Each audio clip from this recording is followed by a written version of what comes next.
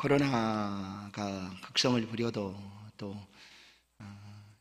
2천 몇백만 명이 이동을 하는 그런 설 명절입니다. 오늘 어제부터 분산되어서 가겠지만 오늘도 많은 사람들이 고향을 또 찾기도 합니다. 우리 성도들도 고향에 가신 분들도 있고 또 가족과 친지분들을 만나시는 분들도 있을 것입니다. 그 있는 모든 삶의 자리에 하나님께서 동행하셔서 붙들어 주시고 지켜주시리라 믿습니다. 오늘 누구의 것이냐라는 제목으로 말씀을 함께 상고하겠습니다.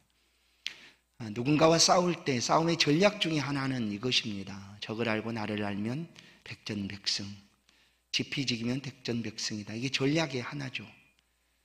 싸우기 위해서 적을 알아야 됩니다. 뿐만 아니라 나를 또 잘 알아야 되는 것이죠. 예수님도 일만의 군사를 가지고 싸움하러 나갈 때 다 계획하고 계산해보고 싸워서 이길 것 같으면 싸우지만 그렇지 않으면 누가 싸우러 가겠느냐 말씀을 하시죠. 그래서 우리가 누구인가를 아는 것이 참 중요합니다.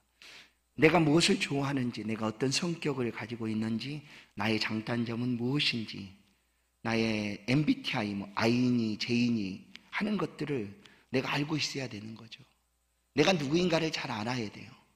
난 어떤 일에 좋아하고 있고 아니면 어떤 순간에 내가 또 울컥하거나 분노하는가 하는 것들을 잘 안다면 그런 것들을 스스로 이제 정리할 수가 있지 않겠습니까? 나에 대해서 잘한다고 할지라도 정말로 잘하는 것은 무엇이냐 하면 하나님께서 우리 가운데 내가 누구인가 가르쳐 주시는 말씀입니다. 창세기 1장 1절 태초에 하나님의 천지를 창조하시니라 하시는 말씀을 믿음으로 받을 수 있는 것은 내가 누구인가 알 때 그 말씀이 믿음으로 받아들여지는 것입니다. 내가 누구인가? 성경은 우리 가운데 너는 피조물이다 라고 말씀을 합니다. 피조물, 스스로 있는 존재가 아니라 만들어진 존재다라는 거죠. 만들어졌다라는 것은 만드는 사람이 있다는 것이죠. 그래서 그냥 만드는 것이 아닙니다. 그냥 심심해서 한번 해보고 그렇게 만들어진 것이 아니지 않습니까? 무언가를 만든다 할 때는 그 쓰임과 용도를 따라서 만들게 되는 것이죠. 그리고 만들고 있는 사람이 그것을 사용하고자 만드는 것입니다. 성경은 우리가 누구인가 우리에게 지식을 가르쳐 줍니다. 너는 피조물이다 라고 말씀하죠. 피조물. 그렇습니다. 내 삶의 장단점, 내 성격적인 결함들 이런 것들을 내가 안다 할지라도 이것을 알지 못하면 나를 잘 알지 못하는 것입니다. 나는 누구인가? 나는 피조물이다. 그러면 나를 만드신 분이 있다라는 사실을 우리가 발견하게 된다라는 것이죠. 그래서 창세기 1장 1절의 말씀을 그대로 믿음으로 받을 수가 있습니다. 태초에 하나님이 천지를 창조하셨느니라.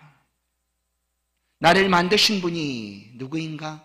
하나님이시다. 그러면 나는 누구의 것인가 할 때 나를 만드신 분의 것인 거죠.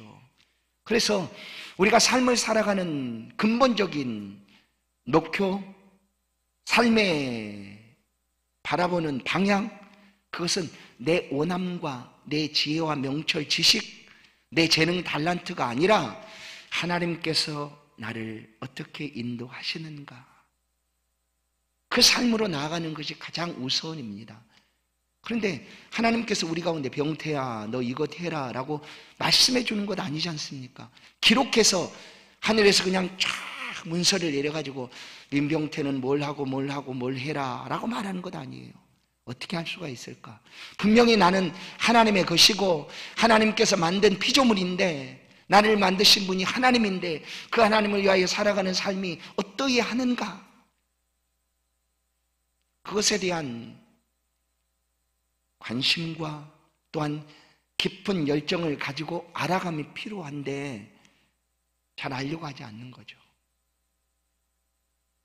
어떻게 할 수가 있을까? 그것은 하나님의 말씀을 붙잡고 하나님께 기도하며 나아가는 것입니다. 단순히 계룡산에서 몇 년, 삼각산에서 몇 년 이런 얘기가 아니라 하나님의 말씀을 붙잡고 씨름하듯 하나님 나를 만드셨는데 하나님 내게 어떠한 삶을 살아가도록 하나님께서 준비하셨습니까? 하고 하나님께 물어야 하는 거죠. 그렇게 묻고 즉답을 우리가 응답이라 하는 즉답을 받지 못한다 할지라도 그렇게 묻고 살아가는 삶이 우리의 삶이어야 된다는 거예요. 왜냐하면 그것이 내가 누구인가를 잘 아는 삶인 거예요. 내가 누구인가 하는 것을 아는 삶이다. 오늘 예수님 앞에 헛되게 질책을 받았던 종교 지도자들이, 그중에는 바리새인들도 있었죠. 우리 제사장들도 있었습니다. 그중에 특별히 오늘 본문을 보시면 바리새인들이 예수님을 도저히 어떤 방법으로든지 얽어맬 수가 없다는 거예요. 올무에 걸리게 하거나 시험에 들게 하지 못하겠다 해서 고민에 빠집니다. 어떻게 하면 예수를 시험에 빠뜨릴까 하는 것으로 그들이 모였습니다. 그러다가 한 가지 방법을 생각해냅니다. 그들의 제자들을 예수님께 보내자 하는 것이죠. 그런데 잘 보시면 보낼 때 누구랑 함께 보내는가 하면 헤롯 당원들과 보냅니다. 헤롯 당원. 예수님 당시에 그 시대에 바리새파, 사두개파, 열심당, 또 헤롯당, 이런 이스라엘 그 안에 뭐 어떻게 보면 정치적인 세력이라고 할 수도 있습니다. 그러나 바리새인들은 하나님의 말씀의 율법을 붙잡고, 본래는 그렇죠. 어떻게 하면 좀 더 거룩하게 살아볼까 하는 것이 바리새파주의였습니다. 그런데 하나님의 말씀을 잘못 알아서 말씀대로 오신 예수 그리스도를 그들이 보지를 못한 거죠. 그래서 결국 예수 그리스도를 시험하고자 무너뜨리고자 하는 일이 그들이 일이고 말았습니다. 그러나 헤롯 땅은 당시 로마가 통치하던 이스라엘이었으니까 그 로마의 통치를 합당하게 여기고 어떻게 해서든지 로마의 지배 아래 있도록 하는 것이 헤롯 땅의 목표였습니다. 그런데 왜 이날 전혀 다른 분파죠. 바리새파하고 헤롯 땅은 같이 섞일 수 있는 그런 분파가 아닙니다. 왜냐하면 바리새파 사람들은 하나님의 말씀의 율법대로 살고자 하는 사람이었고, 헤롯 땅 사람들은 유대인을 어떻게 하면 로마의 그 지배 아래 있도록 할까, 그렇게 계속되므로 그들은 로마를 정치적으로 환영하고 찬성해서 그들에게 얻어지는 일을 얻으려고 했던 사람들이었기 때문에 잘 맞지 않는 사람들이었죠. 그런데 이날 같이 하나가 됩니다. 이유는 딱 하나죠. 예수를 어떻게 무너뜨릴까 하는 일 때문이었어요. 그러면 헤롯 땅은 왜 예수를 싫어했을까? 예수님이 가는 곳마다 유대인들이 함께 다니지 않았습니까? 잘못하면 많이 모여있는 사람, 곧 유대인들이 폭동을 일으키게 되면 어떻게 됩니까? 지배 세력이었던 로마가 불편해지는 거죠. 그래서 그런 일이 없도록 헤롯 땅도 함께 참여를 하게 됩니다. 그러니까 이 두 세력이 예수님께 찾아가게 된 것이죠. 찾아가서 예수님께 얘기를 합니다. 그런데 아주 너무너무 놀라운 이야기를 하게 되는 거예요. 어떤 얘기를 하는가 하면 찾아가서 그들이 하는 말이 이렇습니다. 예수님, 당신은 우리가 아노니 당신은 참되시고, 16절이에요. 진리로 하나님의 도를 가르치시며 아무도 꺼리낀 일이 없으시니 이는 사람을 예모로 보지 아니하심이니이다. 여러분, 이 16절의 표현만 보면 그냥 누가 우리가 한다든지 어떤 누군가가 하면 이 표현은 신앙 고백입니다. 당신은 참되시고 하나님 일을 하고 계시고 또한 사람을 예모로 평가하지 않으십니다 하는 것이 예수님에 대한 아주 놀라운 신앙 고백 아닙니까? 그렇죠. 그런데 이와 같은 참 진리의 말씀을 그들이 전하지만 그것이 신앙 고백이 되지 못한 이유는 뭐냐면 그들이 예수를 믿지 않기 때문이에요. 예수님께 거짓말로 구하고 있는 이야기이기 때문에 그렇습니다. 보통 사람이라면 사람의 그 의중을 파악하지 못하면 누군가가 우리를 칭찬해주고 높여주고 하면 얼마나 좋습니까? 그런데 그 높여주고 칭찬하는 것이 갈고리를 숨겨놓고 어떻게 하면 저 사람을 무너뜨릴까 하는 것이라면 그것이 온전하지 않는 일 아니겠습니까? 그러나 우리는 잘 모를 수 있는 거예요. 그러나 예수님은 어떤 분이십니까? 사람의 마음까지도 아시는 분이시죠. 그래서 18절에 보시면 예수님께서 그렇게 말합니다. 예수께서 그들의 악함을 아시고 이르시되 외식하는 자들아 어찌하여 나를 시험하느냐. 그냥 당신은 참되시고 하나님의 진리의 말씀을 가르치시고 또한 사람을 예모로 취하지 않으심을 우리가 압니다 라고 말했지만 예수님은 그들의 마음을 아신 거예요. 왜냐하면 그들이 어떤 마음으로 예수님께 찾아왔습니까? 거짓 고백을 가지고 예수님을 시험에 경계심을 풀고 그들을 받아들이고 그들이 하는 말로 올무에 걸리도록 하기 위해서 그들이 이와 같은 방법으로 예수님께 찾아온 거죠. 그래서 예수님 아셨어요. 그래서 18절에 그렇게 말씀을 하시는 겁니다. 외식하는 자들은 어찌하여 나를 시험하느냐. 그들이 예수님께 하는 시험이 무엇이었습니까? 그들의 시험은 17절, 당신의 생각은 어떠한지 우리에게 이루소서. 가이사에게 세금을 바치는 것이 옳으니까 옳지 아니합니까? 라고 묻습니다. 세금 문제죠. 그런데 바리새인들이 왜 이 질문을 가지고 예수님께 보낼 때 바리새인의 제자들과 헤롯 당을 함께 보냈을까? 한번 생각해 보십시오. 물론 거기 지금 바리새인도 헤롯 당들도 똑같이 세금을 냈을 것입니다. 그러나 바리새인들은 그 세금을 내는 것을 그렇게 합당하게 여기지 않았던 사람들이었어요. 물론 로마 속국으로 있으니까 어쩔 수 없이 내야 했지만 그것을 썩 기분 좋게 내고 있는 그런 사람들이 아니었어요. 그리고 또한 그들의 입장에서 세금을 걷어들이는 세리, 이들은 죄인 취급했어요. 그 당시에 인정된 죄인, 합법적인 죄인이라고 할 수 있는 두 부류가 있었는데 그것은 바로 세리와 창기였다라는 사실을 통해서도 바리새인이나 종교 지도자들이 세금을 걷는 사람들을 얼마나 싫어했는가를 알 수가 있어요. 그러나 어쩔 수 없이 그들도 지금 세금을 내야 되는 상황이 있으니까 세금을 내는 거예요. 그러면 헤롯 당원들은 어땠을까요? 그들은 로마의 정치 세력을 좋아했고 그들을 통해서 자신들이 일을 얻고자 했던 사람들이니까 세금을 당연히 낸다고 여긴 거죠. 세금을 내는 것이 지극히 합당하다고 그들은 찬성하고 여기는 사람들이었어요. 그런데 그들이 와서 예수님께 묻는 거예요. 가이사에게 세금을 바치는 것이 옳습니까? 옳지 않습니까? 성도 여러분, 세금을 낸다는 것은 옳고 그름의 문제가 사실 아닙니다. 마땅한 의무이기도 하죠. 우리 국가의 국민의 의무 가운데 하나 납세의 의무가 있죠. 국민으로서 마땅히 내야 되는 납세의 의무. 이스라엘 백성들도 하나님 앞에 20세 이상의 남자들은 반드시 생명의 속전이라는 것을 내야 했습니다. 누구든지 성경에 기록된 대로 세계를 내야 되는 거죠. 생명의 값. 그 생명의 속전은 어떤 것이었는가 하면 모두 다 이스라엘 남자 장자는 죽어야 했지만 이 유월절 때 이스라엘의 사람들 장자는 죽지를 않은 거예요. 아무도. 그 죽지 않은 장자의 값을 하나님이 세겔로 받으셨어요. 그것이 율법에 기록된 내용이죠. 그것을 뭐라고 했냐면 생명의 속전이었다. 내가 죽어야 마땅하지만 내가 죽지 않았기 때문에 그 값을 하나님께서 받으시는데 그것이 바로 생명의 속전, 성전 세겔로 하나님 앞에 드려야 했습니다. 생명값이었죠. 그것은 그냥 하나님께 드리는 거였어요. 누가 뭐라고 하지 않고 그냥 드려야 했던 것이죠. 오늘 우리 국가에서도 세금을 모두 다 내지 않습니까? 세금을 내지 않는다고 하면 뭐라고 얘기합니까? 도둑이라고 그러죠. 그리고 법으로 처벌을 받습니다. 탈세는 무서운 죄가 되는 거죠. 세금.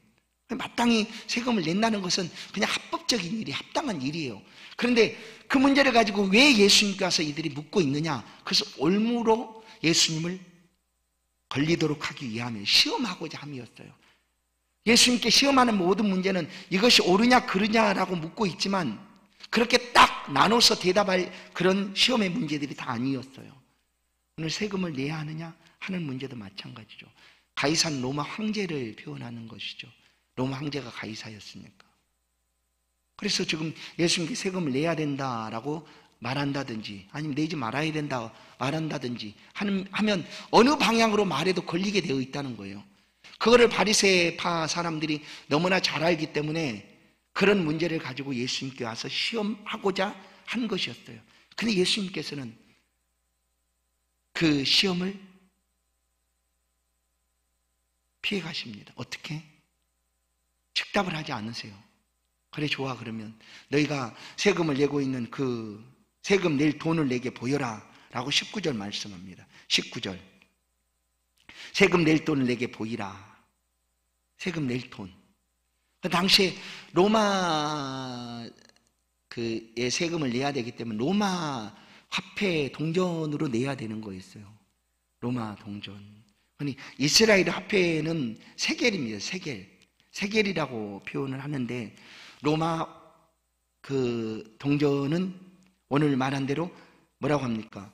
19절의 말씀에 한 데나리온, 또 드라크마, 뭐 이런 표현들, 동전의 단위죠, 단위. 그러나 이 로마 동전인 바로 드라크마로 세금을 내야 했습니다. 그런데 그 세금을 내야 하는 그 쇳돈을 보이라고 하자 동전을 보니까 예수님께서 그 동전을 보고 묻습니다. 이 형상과 글이 누구 것이냐라고 물어요.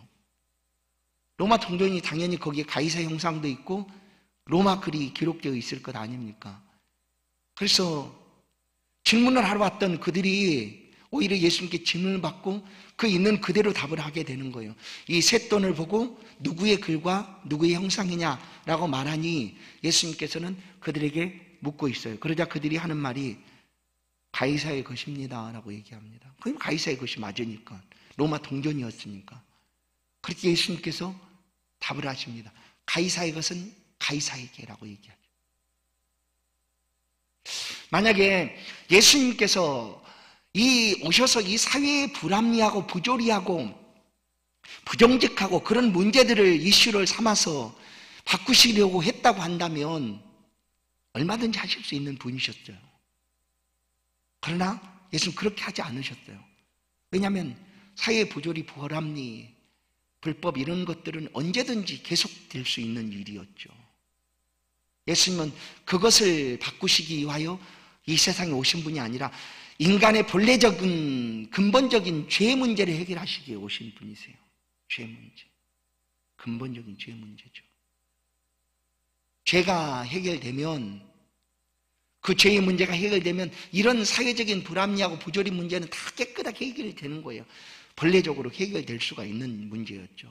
그래서 예수님께서는 그런 사회적인 문제에 그 헤롯 땅이 아닌 예수님의 제자는 열심당원이 있었습니다. 열심당. 헤롯 땅과 아주 반대편에 있던 사람들이었죠. 헤롯 땅은 로마의 정치가 합법적이다라고 여기고 그것을 찬성하고 따라갔던 사람이지만, 이 열심당은 어떤 사람들이었는가 하면 로마의 통치가 부당하다 해서 어떻게 쓰든지 무력을 통해서든지 그 로마로부터 벗어나고자 하는 사람들이었습니다. 그중에 예수님의 제자 중에 한 사람도 있었죠. 가룟 유다가 바로 열심당 소속이었습니다. 그래서 가룟 유다는 예수님께서 가진 능력과 그 힘을 가지고 로마의 압제로부터 벗어나게 할 수 있는 분이다 여긴 거예요. 그런데 아무리 봐도 예수께서 그 일을 행하지 않는 거예요. 그런 능력이 있는 것 같은데, 그를 따르는 모든 무리들도 있는데 한마디만 말씀만 하시면 얼마든지 이스라엘 전체가 일어나서 로마와 대항해서 독립을 이룰 것 같은데 예수님이 침묵하시고 아무 말씀도 안 하세요. 왜냐하면 예수님은 그것을 위해서 오신 분이 아니기 때문이에요. 당신이 이스라엘 백성의 독립이 아니라 인류의 죄 문제를 해결하기 오신 분이시기 때문에 예수님께서는 그 일에 어떻게 보면 왜 예수님 간섭하지 않습니까? 왜 이 사회적인 부조리를 보고도 예수님 가만히 계십니까? 라고 누군가는 말할지 몰라도 그 문제를 해결하러 오신 분이 아니기 때문에 예수님께서는 그 일에 참여하지 않습니다. 얼마든지 지금이라도 예수님 한마디 하시면 따르던 모든 이스라엘 백성들이 일어나서 그 일을 행할 수도 있었지만 예수님 그렇게 하지 않으셨어요. 그냥 가이사의 것은 가이사께 드려라 하는 것이 맞아요. 왜냐하면 가이사의 것이니까 당연히 가이사에게 드려라 하는 거죠. 그러나 이렇게 말씀하시면 그 다음 말씀을 하시고자 함이었어요. 그 말씀을 우리가 주목해 봐야 합니다. 자, 21절을 같이 한번 볼까요? 이르되 가이사의 것이니이다. 이에 그런즉 이르시되 그런즉 가이사의 것은 가이사에게. 그 다음에 말씀이요. 같이 한번 읽겠습니다. 시작. 하나님의 것은 하나님께 바치라. 이겁니다. 시험하러 왔던 그 바리새의 제자들과 헤롯 왕에게 하신 말씀도 이라기보다 지금 이 이야기를 듣고 있는 모든 사람들에게 하시는 말씀이에요. 가이사에게 가이사 것을 가이사에게 드리는 것은 지극히 당연하고 합당하다고 모든 사람이 여기는 거죠. 그렇지 않습니까? 그것처럼 하나님의 것을 하나님께 드리는 건 역시 마찬가지다라는 거예요. 그렇게 여겨야 된다라는 거예요. 우리가 누구의 것인가를 안다면 우리는 어떻게 규정하고 있습니까? 나에 대해서. 나의 것은 나의 것 이렇습니까? 아닙니다. 나의 모든 소유는 하나님 안에 있으며 하나님께서 내 삶의 주인이요 그리스도께서 내 삶의 주인이기 때문에 주여라고 그 앞에 고백하며 삶을 살아가는 거예요. 그러면 내 삶의 주인은 하나님의 것이다, 하나님이시다 라는 것을 우리가 고백하며 살기 때문에 하나님의 것을 하나님께 드리는 삶을 살아가야 된다 하는 거예요. 우리의 삶은 하나님께 드릴 수 있는 그런 삶이 된다면 그는 가장 복되고 아름다운 삶을 살아가는 것입니다. 오늘 가이사의 것은 가이사에게 드리라고 말하고 있지만 사실은 예수님께서 지금 우리에게 하나님의 것은 그럼 하나님께 드려라 하시는 말씀을 하고 있다라는 거예요. 우리가 누구인지, 내가 누구인지, 누구의 것인가를 분명히 알았다면 그 삶을 살아가라라는 것입니다. 성도 여러분, 우리는 하나님의 것으로 부름을 받았습니다. 그리고 우리의 삶을 통하여 하나님이 기뻐하시고 영광 받으시기를 지금도 원하고 계십니다. 하나님의 것으로 삶을 살아가는 동안 하나님의 것이라고 명명되어 있는 것들 아니면 하나님의 것이라고 우리가 느끼고 또 생각하고 구별하고 바라보는 것들이 있다면 하나님께 드리는 것이 맞다라는 거예요. 그것이 물질적인 문제라고만 여기시지 마십시오. 우리의 삶의 모든 것들은 사실 하나님의 것이다라는 거예요. 그럼 왜 당신은 그렇게 안 삽니까? 아니, 하나님의 것이라면 하나님의 뜻대로 살고 하나님께 모든 것 드리고 살아야 되는데 왜 그렇게 안 삽니까? 누군가가 우리 가운데 얘기할 수도 있어요. 그 말에 나서서 얼굴을 붉히며 댓글 걸 필요 없어요. 그냥 내가 하나님의 것이다라고 내가 깨닫고 그 삶을 살아가고 있다면 내 삶의 자리에서 하나님의 것을 하나님께 드리자. 왜냐하면 가이사의 것은 가이사에게 드리는 것이 마땅하다고 그들은 여기고 있지 않습니까? 오늘 말씀드린 대로 우리가 살아가는 삶의 자리에서 국가의 국민으로서 의무를 가지고 국가에서 요구하는 것들에 대해서 부당하다고 혹 여길지 몰라도 그것을 거부하지 않고 모두 다 드리는 것 아니겠습니까? 국방의 병역의 의무도 하고 납세의 의무도 하고 이런 의무들을 그냥 다 하고 있지 않습니까? 자연스럽게. 왜냐? 그렇게 하는 것이 합당하다고 여기기 때문이죠. 그것처럼 보이지 않는 우리의 영적인 삶을 살아가는 우리의 삶에도 하나님이 계시고 우리는 그 어떤 것보다 그 하나님이 우리의 소유주가 되신다라는 사실을 다른 사람은 몰라도 우리는 믿고 살아가기 때문에 하나님의 것을 구별해 드릴 수 있어야 된다라는 거예요. 그래서 주님은 이렇게 말씀하는 거예요. 하나님의 것은 하나님께입니다. 성도 여러분, 여러분이 구별해 놓으신 하나님의 것이 과연 무엇이겠습니까? 그것이 무엇이라고 여기십니까? 혹시 여러분이 그것을 확실히 답을 가지고 있다면 그대로 하나님 앞에 드리십시오. 하나님의 것이니까. 하나님의 것이니까. 그렇게 살아가는 것이 하나님의 기쁨이고 우리의 삶을 통한 하나님의 영광이 표현되는 삶입니다. 물론 우리의 삶을 통하여 많은 어려움들이 다가올 줄로 압니다. 고민해야 되고 때로는 주저해야 되고 때로는 아파해야 되는 그런 순간들이 있습니다. 그럴지라도 분명한 것은 주님이 하신 말씀입니다. 가이사의 것은 가이사에게, 그것은 우리가 누가 말하지 않아요. 누가 말합니까? 하나님 앞에, 아니 국가의 세금을 내고 의무를 다하는 것에 대해서 말하지 않아요. 그걸 당연하다고 여기고 우리가 살아갑니다. 그것처럼 하나님 앞에 드리는 삶도, 아니 하나님의 것을 하나님께 드리는 삶도 너무나 자연스럽다라는 것으로 우리가 받아들여야 된다는 것. 그렇게 살아가는 삶이 복된 삶입니다. 그 삶이 하나님과 함께하는 축복된 삶이다 분명히 믿습니다. 오늘 바리새인들이 예수님을 올무에 걸고자 다가왔지만 예수님 올무에 걸리시는 분도 아니시고 또한 그 거짓말에 속으실 분도 아니시죠. 그러나 그 말씀의 결론은 오늘 우리에게 주시는 말씀입니다. 가이사의 것은 가이사에게, 하나님의 것은 하나님께 라고 하시는 주의 말씀을 우리가 다시 한번 새기고 우리의 삶의 자리에서 주를 위한 복된 삶을 힘있게 살아가는 저와 여러분의 생애가 되길 간절히 소원합니다. 하나님 감사합니다.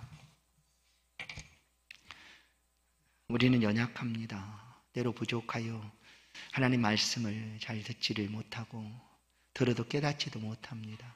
하지만 우리가 누구인가를 우리가 분명히 알았사오니 그 삶을 살아갈 수 있도록 우리 가운데 힘을 주옵소서.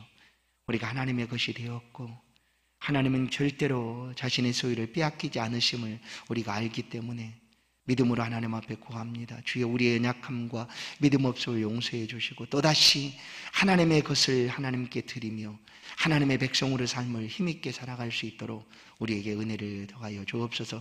지금 우리에게 은총을 허락하여 주옵소서. 예수 그리스도의 이름으로 기도하옵나이다.